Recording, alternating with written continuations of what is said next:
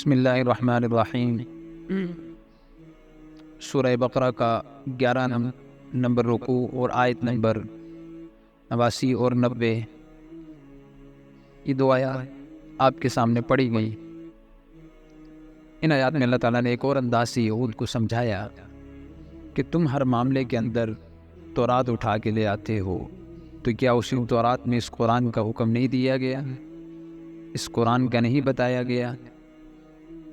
اور جب وہ کتاب آ گئی جس نے اس کتاب کی بھی تصدیق کی جو تمہارے پاس ہے، اور دوسری بات کہ جب قرآن پاک آنے سے پہلے، حضور کے آنے سے پہلے یہود لوگ مدینے میں جب ان کا مقابلہ ہوتا، کہیں لڑائی اور جنگ ہوتی، تو یہ اللہ سے واسطہ دیتے تھے اس میں کہ اللہ ہم تجھے واسطہ دیتے ہیں اس آخری کتاب کا جو اترنے والی ہے اور اس آخری نبی کا جو آنے والے ہیں، یعنی یستفتحون، یعنی فتح مانگنا،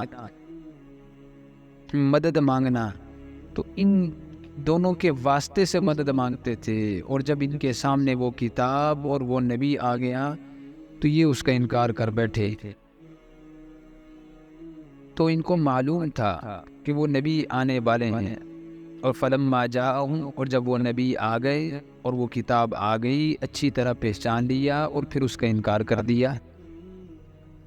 اور حقیقت میں ان کو سب سے بڑا ضد اور عناد اس بات پہ تھا کہ جب بنی اسرائیل کے اندر سینکڑوں ہزاروں انبیاء اللہ نے جب بھیج دیے تو آخری نبی ہم میں کیوں نہیں آیا؟ تو یہ دوسری آیت میں، آیت نمبر 90 کے اندر، کہ ان ينزل اللہ من فضلہ علی من یشاء من عبادہ، کیوں اللہ نازل کر رہا ہے اپنے فضل، یعنی اپنی وحی کو جس پر بھی چاہے، کیوں؟ یعنی الرحمن والحفیظ کہ کیا تم اللہ پر بھی جری ہو گئے؟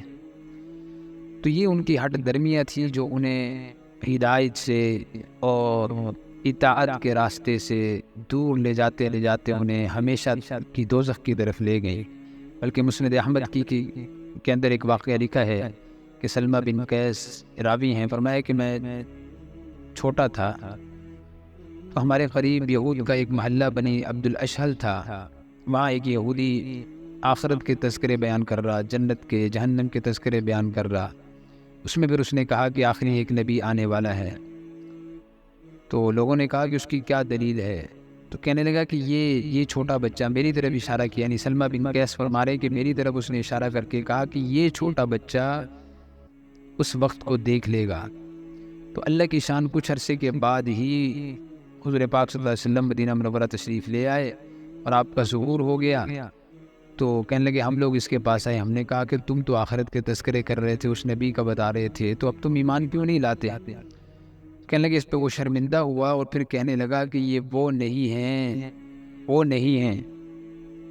تو اللہ تعالی ہمیں بھی کسی بھی دین کا حکم یا سنت سامنے آتے ہی فوراً اس کی تابعداری اور اس پر عمل کرنے کی توفیق عطا فرمائے۔